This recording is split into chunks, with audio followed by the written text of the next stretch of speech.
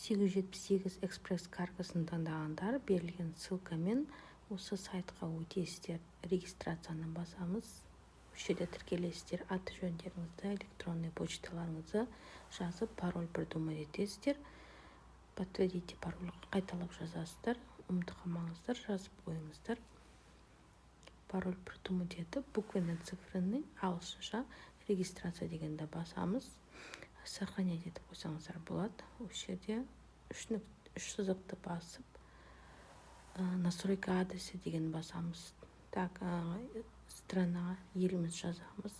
Фамилия дегенге фамилиямызды, имяға атымызды, край, область, регионға қаламызды жазамыз. Қайтадан қаламызды жазамыз.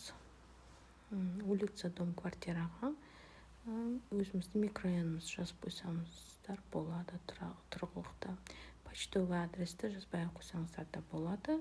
Номер телефона, өзіңіздің телефон номерін жазасыздар. Сосын ID деген жерге сызықша қойып, сохранить басасыздар. Так, келесі метод доставкаға өтеміз. Осы жерде өздеріңіздің қалаларыңызды таңдайсыздар. Менікі Қызылорда дегенді таңдадым. Сосын соңынан барып сохранить дегенді басасыздар. Осы жерде ваш идентификатор дегенді выделять етіп, сохранять етіп аласыздар.